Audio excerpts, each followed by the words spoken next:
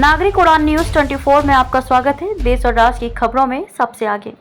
नमस्कार, मैं खुशी और आप देख रहे हैं नागरिक उड़ान न्यूज। आइए नजर डालते हैं आज की बड़ी खबर पर। लव मैरिज के बाद कारपेंटर ने पत्नी को पढ़ाया, नौकरी की तैयारी कराई, लेखपाल बनते ही पति को छोड़कर चली गई झांसी की ऋचा। यूपी के झांसी में हैरान कर देने वाला मामला सामने आया है। यहाँ महिला ने सरकारी नौकरी मिलने के बाद अपने पति को ही छोड़ दिया। पति का कहना है उसने करीब 2.5 साल पहले ऋचा से लव मैरिज की थी और मेहनत मजदूरी करके उसकी तैयारी कराई थी, लेकिन जिसे ही उसका लेखपाल की नौकरी में चयन हुआ वो मुझे छोड़कर चली गई। बहुचर्चित पीसीएस ज्योति मौर्य मामला अभी तक लोग पूरी तरह भुला भी नहीं पाए थे कि ठीक वैसा ही मामला झांसी में भी सामने आया। यहाँ एक युवक अपनी पत्नी के लिए दर दर भटक रहा है। पति की माने तो उसने लव मैरिज की थी और पत्नी को पढ़ाने के लिए उसने मेहनत मजदूरी की, लेकिन जब वह लेखपाल बन गई तो उसे छोड़कर चली गई। पत्नी के लिए वह पुलिस से लेकर अधिकारियों के चक्कर लगा चुका है, लेकिन उसे न्याय नहीं मिला। जब बुधवार को पत्नी को लेखपाल के पद के लिए नियुक्ति पत्र मिल रहा था तब उसे खोजने के लिए वह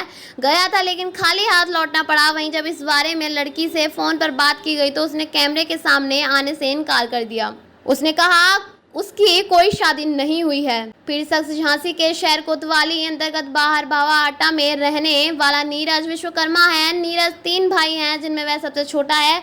नीरज विश्वकर्मा कारपेंटर का काम करता है। करीब 5 साल से पहले झांसी के सत्यम कॉलोनी में रहने वाली ऋचा सोनी से दोस्त के घर मुलाकात हुई थी। दोनों के करीब 2.5 साल पहले ओरछा मंदिर में जाकर शादी कर ली, जिसके बाद दोनों घर आ गए और हंसी खुशी रहने लगे। इस दौरान लड़की ऋचा ने उसे बताया था कि वह आगे बढ़ना चाहती है। ऋचा को पढ़ाने के लिए वह मजदूरी करता। जब ऋचा का सरकारी नौकरी लेखपाल में चयन हो गया तो फिर वह उसका रुख बदल गया। लेखपाल के पद पर चयन होने के बाद वह उसे छोड़कर चली गई। तब से लेकर अब तक वह लौटकर घर नहीं आई। अपनी पत्नी को पाने के लिए युवक अधिकारी से लेकर पुलिस तक के चक्कर लगा चुका है, लेकिन पत्नी नहीं मिली। यहाँ तक कि जब उसे पता चला कि उसकी पत्नी कलेक्ट्रेट में नियुक्ति पत्र मिल रहा है तो वह उसकी एक झलक पाने के लिए वहां पहुंच गया, लेकिन वहां भी खाली हाथ लौटना पड़ा। वहां नियुक्ति पत्र लेकर छिपते हुए निकल गई, लेकिन उससे मुलाकात नहीं की। मजदूरी कर पत्नी को पढ़ाया था पीड़ित ने। पीड़ित पति कहा कि हमने ऋचा को पढ़ाने के लिए बड़ी मुश्किलों का सामना किया है। हमने कारपेंटर हैं, इन्होंने जो चाहा उसने किया। हम 400-500 रुपए प्रतिदिन कमाते थे, उसी से उसकी पढ़ाई कराई। कई बार तो कर्जे भी लेना पड़ा।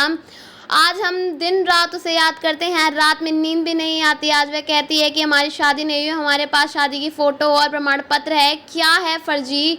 हमारी ओरछा में शादी हुई है फरवरी 2022 में। हम काफ़ी परेशान थे, उसके लिए दर दर भटक रहे थे। जहाँ एक और पति और पत्नी को वापस पाने के लिए अधिकारियों के यहाँ चक्कर लगा रहे हैं। वहीं दूसरी ओर लड़की का कहना है कि उसने नीरज के साथ ही नहीं की शादी। उसने कहा कि यह उसे बदनाम करने की साजिश है। अब तक के लिए बस इतना ही। फिर होगी आपसे मुलाकात ऐसी एक और बड़ी खबर के साथ। तब तक के लिए नमस्कार और देखते रहिए नागरिक उड़ान न्यूज। ऐसे ही लेटेस्ट अपडेट्स के लिए हमारे चैनल नागरिक उड़ान न्यूज को सब्सक्राइब करें और तुरंत नोटिफिकेशन पाने के लिए बेल आइकन प्रेस करना ना भूलें। यदि आप हमें फेसबुक के माध्यम से देख रहे हैं तो हमारे पेज को फॉलो जरूर करें। धन्यवाद।